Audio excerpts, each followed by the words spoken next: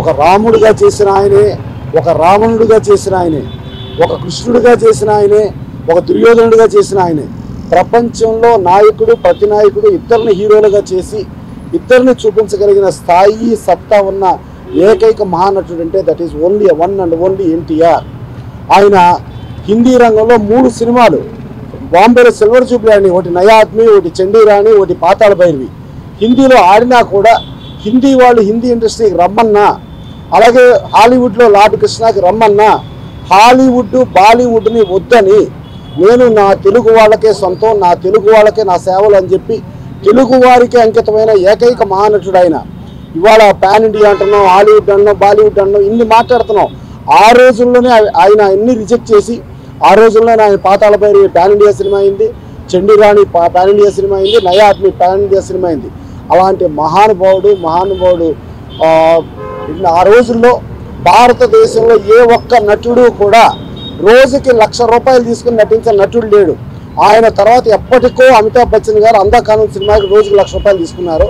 అలాంటి రోజుకి ₹1,00,000 తీసుకుని ఈ కుటుంబానికి కోట్లాది రూపాయలు పెట్టగలిగే స్థాయిలో ఉండి కూడా ఇన్నాళ్ళు నేను కుటుంబం కోసమో నా కోసమో చేశాను, ఇప్పుడు నన్ను ఆదరించి నన్ను ఇంత వాడిని చేసిన నా ప్రజల కోసం నేనేమైనా చేయాలి, నా ప్రజల కోసం నేను ముందుండాలి అని అన్నీ వదులుకుని ప్రజల కోసం వచ్చి 1982లో తెలుగుదేశం పార్టీ పెట్టి 9 నెలల్లోనే రికార్డు స్థాయిలో, ప్రపంచంలో ఎవరో సాధించలేని స్థాయిలో పవర్లోకి తీసుకురావడం జరిగింది.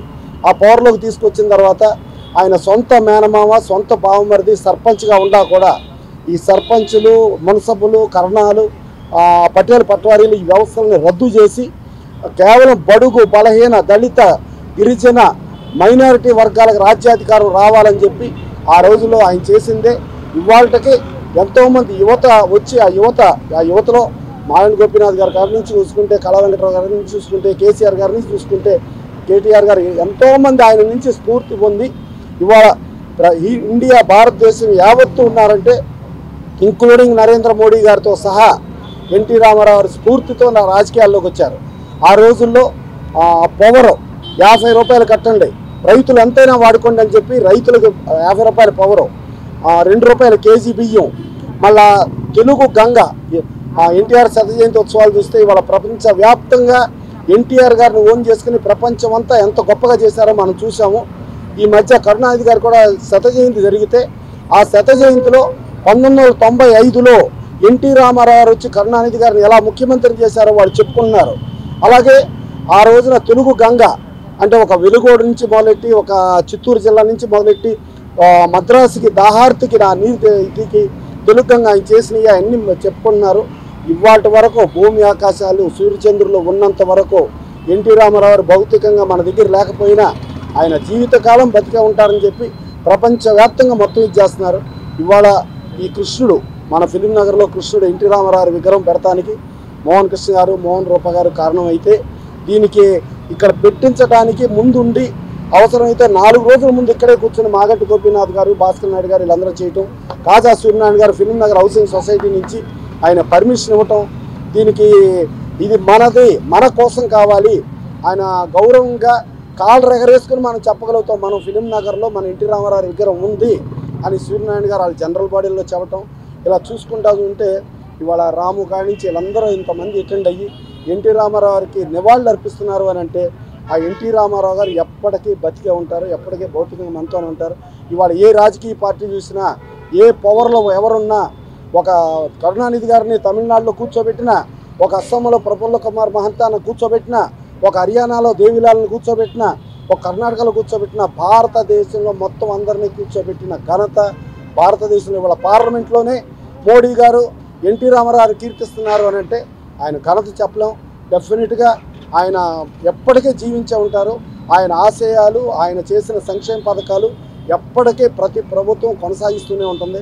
అందుకని అంతట మహానుభావుడికి, మహనీయుడికి ఇవాళ మనం నివాళులు అర్పించడం ఒక అదృష్టంగా భావిస్తూ ఇక్కడ అటెండ్ అయిన అందరికీ కూడా ఒక్కసారి కృతజ్ఞతలు తెలియజేస్తూ సెలవు తీసుకుంటాం. నందమూరి తారక రామారావు గారి 28వ వర్ధంతి సందర్భంగా ఇక్కడ స్థానిక మాజీ కార్పొరేటర్ కాజా సూర్యనారాయణ గారికి, అదేవిధంగా ఎన్టీ రామారావు గారి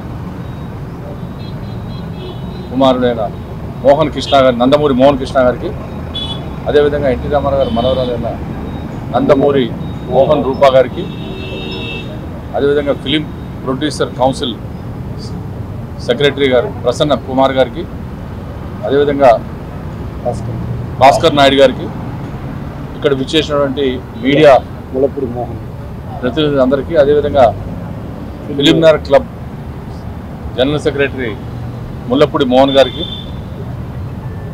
అందరు కూడా హృదయపూర్వక నమస్కారాలు తెలియజేసుకుంటూ, మరి నందమూరి తారక రామారావు గారి గురించి చెప్పాలంటే ఆయన సినీ పరిశ్రమలో రారాజుగా వెలుగొంది, మరి ఎదురులేని మనిషిగా సినిమాల్లో ఎదురులేని మనిషిగా ఉండి సినీ పరిశ్రమలో మరి రాజకీయ పార్టీ పెట్టడం జరిగింది 1982లో. 1982 నుంచి 9 నెలల్లో మరి పార్టీ అధికారంలో రావటం, మరి మాలాంటి వాళ్ళు అందరం కూడా అప్పుడు చిన్న ఏజ్, మాది 18-19 ఏళ్ళు, మేము అందరం కూడా మరి నందమూరి తారక రామారావు గారు పెట్టిన పార్టీలో అందరూ కూడా ఆకర్షితులై మరి ఆ పార్టీలో అప్పటి నుంచి కూడా మేము పార్టీలో ఉంటాం. మరి ఆ రోజు నుంచి కూడా భారతదేశంలో ఎవరు చేయని విధంగా మరి నందమూరి తారక రామారావు గారు 3 సార్లు ముఖ్యమంత్రి అయ్యారు. 3 సార్లు ముఖ్యమంత్రిగా ఉండి మరి ఆంధ్రప్రదేశ్కి మరి దేశానికి ఎంతో సేవ చేయటం, మరి ఆ రోజుల్లోనే భారతదేశంలో ఒక నేషనల్ ఫండ్ లాగా చైర్మన్గా ఉంటాం.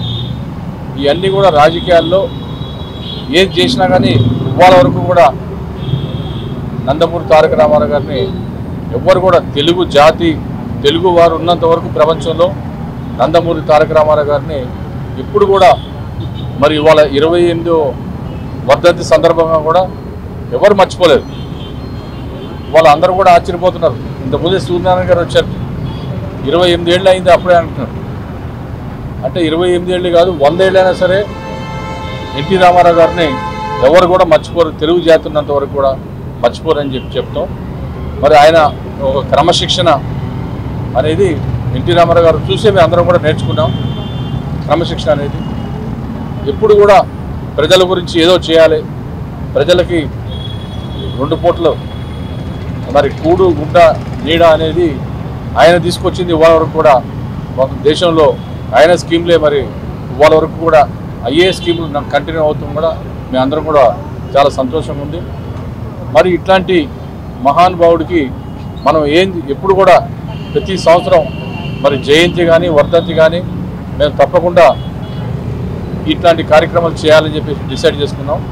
మరి ప్రతి సంవత్సరం కూడా ఇదే విధంగా పెద్ద ఎత్తున మరి ఈ వర్ధంతి కానీ జయంతి కానీ ఈ ఫిలిం నగర్లో చరిత్రలో రాబోయే 100 ఏళ్ళు కాదు 2 ఏళ్ల వరకు ఈ చరిత్రలో నిలిచిపోయే విధంగా మరి ఫిలిం నగర్ ఈ చౌరస్తా మీద మరి అన్నగారి విగ్రహం అనేది చాలా గొప్ప విషయం. అది గతంలో చెప్పాము మేము, ఎందుకంటే ఈ ఫిలిం నగర్కి ఎన్టీ రామారావు గారి పేరు పెట్టాలని.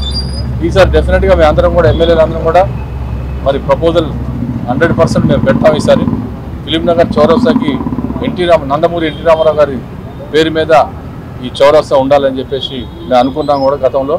ఇప్పుడు ఉన్న ఇండస్ట్రీని అందరూ కూడా పెద్దలందరూ కూడా కలిసి మరి కాజా సూర్యనారాయణ గారు కూడా ఇక్కడ ఉన్నారు, అందరం కలిసి ఈ ప్రపోజల్ మరి అఫీషియల్గానే మేము అందరం కూడా మరి ఈ ఉన్న ప్రభుత్వాన్ని మేము ఇక్కడ ఫిలిం నగర్ చౌరస్తాని ఎన్టీఆర్ చౌరస్తాగా నామకరణం చేయాలని చెప్పేసి మేము అందరం కూడా కోరుకుంటూ మరి రాబోయే రోజుల్లో ఇదే విధంగా, ఎందుకంటే ఈ ఎన్టీ రామారావు గారి వల్ల ఆ రోజుల్లో ఎంతోమంది రాజకీయ నాయకులు కానీ ఎంతోమంది రకరకాలుగా మరి మన దేశమే కాదు ప్రపంచం నలుమూల నుంచి కూడా మరి నందమూరి తారక రామారావు గారు అంటే ఇవాళ మనం ఇక్కడ చూస్తున్నాం. ఇవాళ 28 సంవత్సరాలైనా కానీ ఆయన గుండెల్లో ప్రతి ఒక్క గుండెల్లో పేదవారి గుండెల్లో అందరి గుండెల్లో మరి ఎన్టీ రామారావు గారు ఉండటం అనేది చాలా గొప్ప విషయం.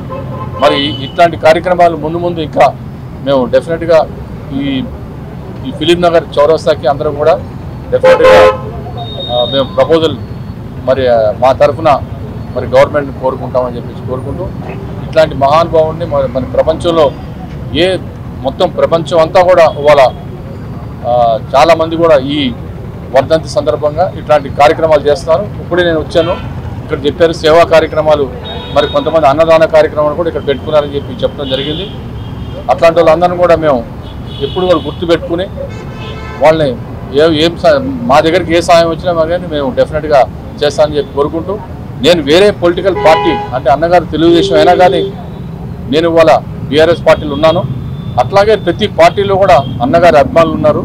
ప్రతి సంవత్సరం కూడా మరి అన్ని పార్టీలు కూడా వాళ్ళ అన్నగారి ప్రతి ఒక్కరు కూడా కాంగ్రెస్ కానీ బీజేపీ కానీ అన్ని పార్టీలు కూడా అన్నగారిని గుర్తుపెట్టుకుని మరి వాళ్ళ అన్నగారిని ఇదే విధంగా స్మరించుకొని ఈ వర్ధంతి కార్యక్రమానికి ఇక్కడ వచ్చిన పెద్దలందరూ కూడా మరి ధన్యవాదాలు తెలియజేసుకుంటూ సెలవు తీసుకుంటాం. విఖ్యాత నట సార్వభౌమ మన అన్నగారు అయిన నందమూరి తారక రామారావు గారు ఈ పేరు ప్రతి తెలుగువారు గుర్తు చేసుకుంటారు. ఆ మహనీయుని తలవని రోజంటూ ఉండదు. దేవుణ్ణి రోజు కొలుస్తాము, రోజు పూజిస్తాము. ఎన్ని తరాలు మారినా, ఎన్ని యుగాలు మారినా ప్రతి తెలుగువాడు రోజు ఆయన్ని పూజిస్తారు, కొలుస్తారు. తెలుగువారి గుండెల్లో ఆయన నిలిచిపోయారు. ఆయన మనతోనే ఉన్నారు, మనలోనే ఉన్నారు. ఆయనకి మరణం అంటూ లేదు.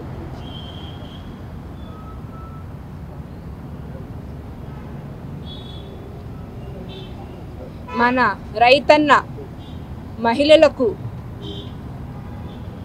పేదవాళ్ళకు అందరికీ ఆయన ఒక ఆశాజ్యోతి. ఆయన ఎంతో మందికి ఒక దారి చూపిస్తూ జరిగింది. ఎంతోమంది జీవితాలలో వెలుగు తీసుకొచ్చారు. మన రామరాజ్యం మళ్ళీ తిరిగి రావాలని, ఆ వైభోగం మళ్ళీ తిరిగి రావాలని ఆ దేవుణ్ణి కోరుకుంటూ మన తారక రాముని పేరు స్మరిస్తూ జై ఎన్టీఆర్, జోహార్ ఎన్టీఆర్. అండ్ ఇక్కడికి విచ్చేసిన పెద్దలందరికీ, మాగంటి గోపీనాథ్ గారికి, కాజా సూర్యనారాయణ గారికి, భాస్కర్ నాయుడు గారికి, ప్రసన్న కుమార్ గారికి అండ్ ఇక్కడ విచ్చేసిన మీడియా వాళ్ళందరికీ పేరు పేరున నా ధన్యవాదాలు. మా నాన్నగారు నందమూరి తారక రామారావు గారు మా నుండి భౌతికంగా 28 సంవత్సరాలు మా నుండి దూరమైన మనస వాచ కర్మణ మమ్మల్ని నడిపిస్తూనే ఉంటారు. మనస మా ఆలోచన, వాచ మా మాటల్లోనూ, కర్మణ అంటే మా చేతల్లోనూ ఆయన అదృశ్య శక్తిగా ఉండి మమ్మల్ని ముందుకు నడిపిస్తున్నారు. ఎన్టీఆర్ అనే 3 పదాలు ఒక సంచలనం. అటు చిత్రసీమలో కానీ ఇటు రాజకీయంలో కానీ ఆయన పెను సంచలనాలు సృష్టించారు. అటు చిత్రసీమలో ఆయన వేయని పాత్ర లేదు. కథానాయకుడే కాకుండా ప్రతి నాయకుడిని కూడా కథానాయకుడిగా చూపించి జనాన్ని మెప్పించారు. అలాగే ఆయనకు వయసు మించిన పాత్రలు వేసి, అంటే భీష్ముడు లాంటి పాత్రలు వేసి జనాన్ని మెప్పించారు. అలాగే డీగ్లామరైజ్ రోల్స్ అంటే ఒక కుష్టివాణిగా రాజు పేదలో నటించి జనాన్ని మెప్పించారు. అది ఎన్టీఆర్ అంటే. ఎన్నో పాత్రలు ఆ పాత్రలే ఆయనకి దాహోదపడ్డాయి రాజకీయాల్లోకి రావడానికి. రాజకీయాల్లో ఆయన పెను మార్పులు, సంచలనాలు సృష్టించారు. పార్టీ పెట్టిన 9 నెలల్లో ప్రభుత్వాన్ని ఏర్పాటు చేశారు. అది నభూతన భవిష్యత్తు. దాన్ని తిరగరాయడానికి చాలామంది ప్రయత్నించారు, కానీ ఎవరి వల్ల కాలేదు. ఎందుకంటే అది ఎన్టీఆర్ గారి చేవంటే.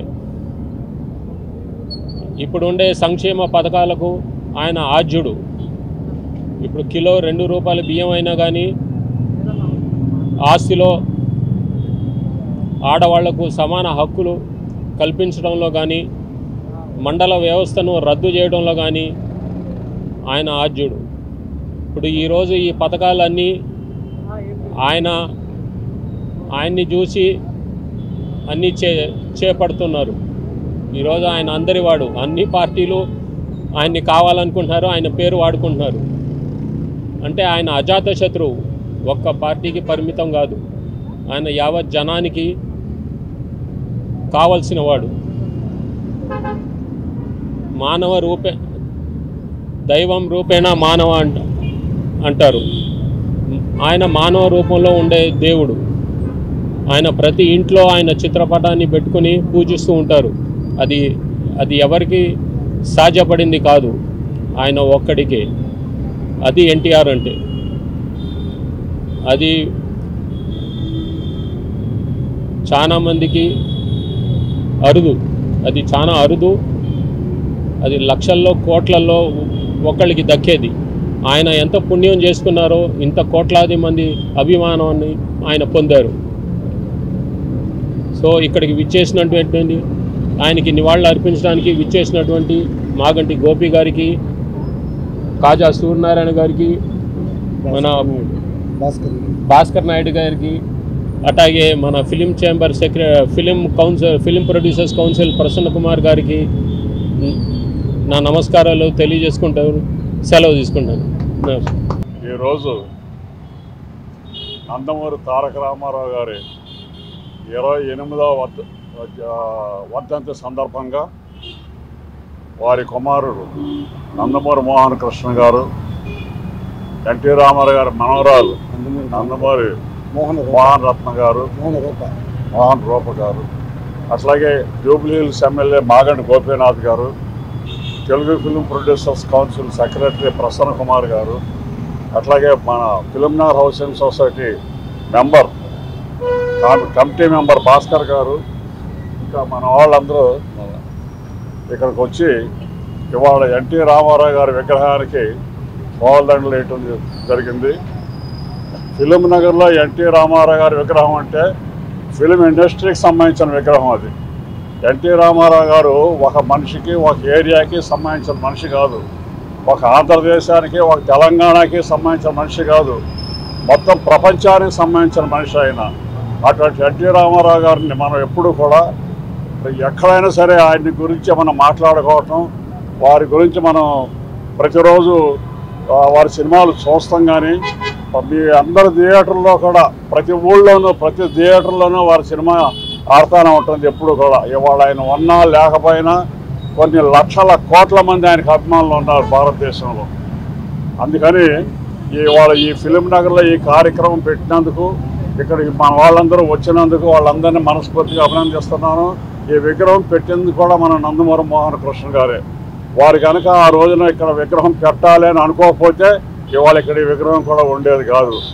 అందుకని వారిని మనస్ఫూర్తిగా అభినందిస్తున్నాను. అట్లాగే ఈ విగ్రహాన్ని ఆ రోజున ఓపెన్ చేసింది మన మాగంటి గోపీనాథ్ గారు, ఎమ్మెల్యే గారు. మేమందరం కూడా ఎన్టీ రామారావు గారికి బాగా ప్రియ శిష్యులమే కాదు, వారి మనస్సును దోసుకొని 24 గంటల వారితో కలిసి పనిచేస్తున్న వాళ్ళం. నా అదృష్టం మీద ఆయన సినిమా మోహన్ బాబు గారు, రాఘవేంద్ర గారు తీసిన సినిమా మేజర్ చంద్రకాంత్ సినిమా కూడా నేను పనిచేసి ఆయనతో పాటు. ఆయనకున్న అలవాట్లు కానీ, ఆయనకున్న పంచాలిటీ కానీ, ఆయనకున్న క్యారెక్టర్ కానీ ఇవాళ ఇండస్ట్రీలో ఎవరికి లేదని చెప్పడానికి కూడా నేను వెనకన్నాను.